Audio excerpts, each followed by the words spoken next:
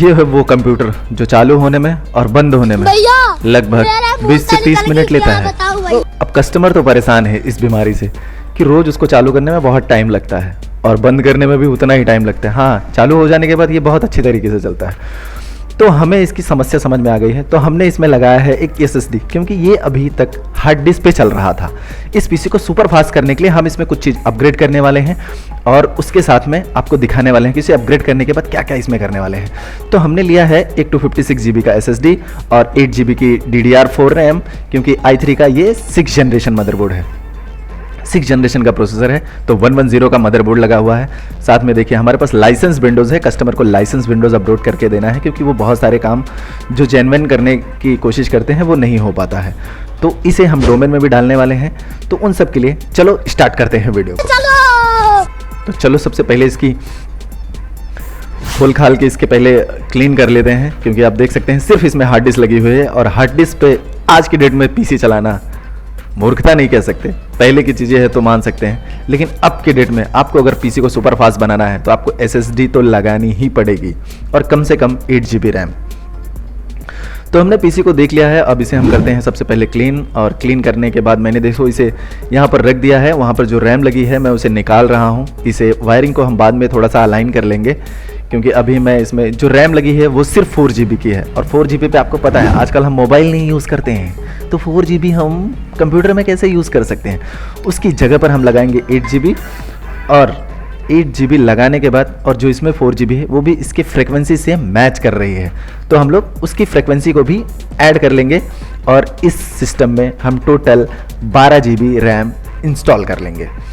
तो 12 GB RAM हमारी install हो गई है। उसके साथ में हम ये 256 GB का जो SSD है हमारे पास EVM कंपनी का, इसको हम इंस्टॉल करेंगे। इंस्टॉल करने के बाद इसमें हम विंडोज़ ऑपरेटिंग सिस्टम को डालेंगे और ऑपरेटिंग सिस्टम को डालने के बाद इसका जो परफॉर्मेंस है भाई साहब ना, वो लाजवाब निकल के आएगा।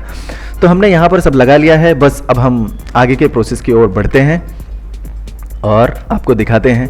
केबलिंग वगैरह पूरा कनेक्ट कर लेते हैं, क्योंकि साफ सफाई के लिए लेके गया था तो उसको सारे केबल्स को हमने डिस्पेंडल किया था।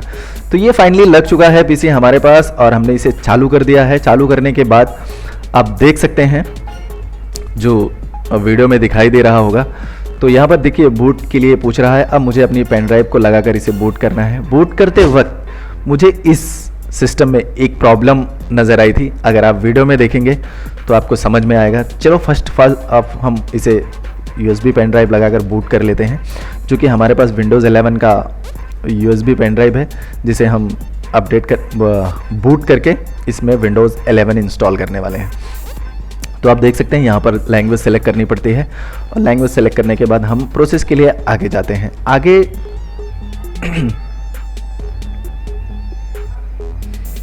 तो यहाँ पर हम बूटेबल डिवाइस में सेलेक्ट करते हैं कि हमें कौन सा ऑपरेटिंग सिस्टम डालना है और डालने के बाद हम नेक्स्ट कर देते हैं। नेक्स्ट करने के बाद देखिए ये हमारे पास एक एरर आ रहा था, ये हमारी पेन ड्राइव का एरर है, तो हमने इसे वापस रिमूव किया है और हमने फिर से अपनी पेन ड्राइव को लगाया है। तो यहाँ पर देखिए ये बूटेबल डिवाइस मेरी दिख चुकी है और जिसमें मुझे विंडोज़ डालना है उसके मैं पार्टीशन क्रिएट कर रहा हूँ, क्योंकि ये इसमें एक हार्ड डिस्क एक्सटर्नल लगी है, तो हम पार्टीशन को सीधा क्रिएट करके इसमें विंडोज़ इंस्टॉल करेंगे। चलो बढ़ते हैं, वीडियो को फास्ट फॉरवर्ड करते हैं और देखते हैं।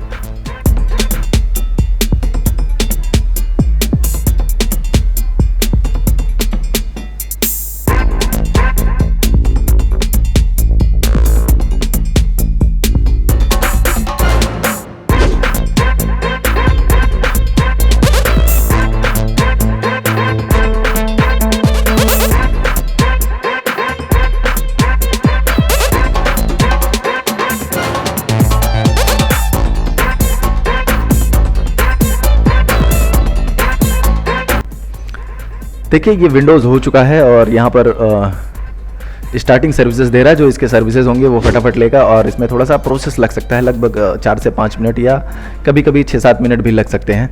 आपको ध्यान रहे कि आप जब भी विंडोज़ इंस्टॉल करें या फिर आपको जब भी सेटअप करना हो तो ध्यान रखें कि आपको इंटरनेट केबल निकाल के रखना है, नहीं तो बहुत दिक्कत हो जाएगी। हाँ, नया लैपटॉप या नया पीसीज रहते हैं जिसमें ओएस इंस्टॉल होकर आते हैं, उसमें आपको लैन केबल लगाना पड़ता है या वाईफाई से कनेक्ट करना पड़ता है, लेकिन इसमें ऐसा प्रोसेस नहीं है। इसमें कुछ सारे सर्विसेज होती हैं जो ईजिली इंस्टॉल हो जाएंगी और आपको आगे करने का काम करेंगे।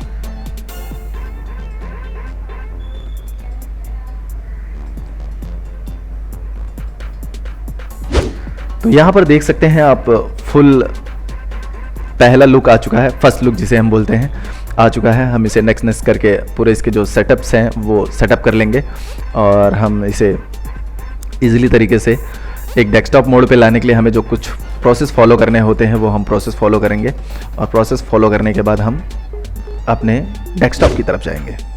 यहाँ पर यूज़र नेम देना होता है जो पीसी का नेम होता है, और जो यूज़र प्रोफाइल हम बनाते हैं वहाँ पर ये देना होता है। तो सभी पीसी में होता है और बगैर इसके कंप्यूटर काम नहीं करता है। तो हम इसे भी दे देते हैं और नेक्स्ट करते हैं। नेक्स्ट करने के बाद हमें पासवर्ड पूछता है, तो हमें पासवर्ड नहीं रखना है और हम इसे एक्सेप्ट करके आगे चले जाते हैं। तो ये फर्स्ट लुक आ जाता है हाई करके, और यहाँ पर गेटिंग रेडी फॉर यू कुछ टाइम लेगा। मैं एकदम यहाँ पर सामने लिख के आ रहा होगा कि ये कितना टाइम लेता है, फ्यू मिनट्स लेता है कुछ समथिंग, जो आपके रैम, प्रोसेसर और मदरबोर्ड पे डिपेंड करता है। तो ये देखिए हमारे पास फर्स्ट लुक आ चुका है और ये अभी कंप्लीट विंडोज़ इंस्टॉल हो चुका है। तो हम फटाफट इसमें बेसिक सॉफ्टवेयर डाल देते हैं। बेसिक सॉफ्टवेयर डालने के बाद हम इसमें ओएस भी अपग्रेड करेंगे, जो हमारे पास विंडोज़ 11 प्रो का लाइसेंस की है। और कस्टमर के डेटा जैसे थे, जिस प्रोफाइल में थे, हमने उस प्रोफाइल को सीधा ट्रांसफ़र कर दिया है, तो इजीली आ गया है। अगर आपको प्रोफाइल के ऊपर वीडियो चाहिए तो हमें कमेंट्स बॉक्स में बताइए, मैं आपको प्रोफाइल भी बता दूंगा कि कैसे उसे करते हैं। और यहाँ पर आप देख सकते हैं 1 TB की SSD लगी है, 12 GB की यहाँ पर देखिए इंस्टॉलेशन रैम दिखा रहा है, और कोर i3 का 6th जनरेशन का CPU दिखा रहा होगा। तो फाइनली ये रेडी हो गया। अब इसकी स्पीड काफ़ी लाजवाब है, 10 सेकंड के पहले ही PC बंद हो जाता है और 5 सेकंड में ही PC चालू हो जाता है। मिलते हैं आपको किसी अगली वीडियो में, तब तक के लिए ध्यान रखिए अपना।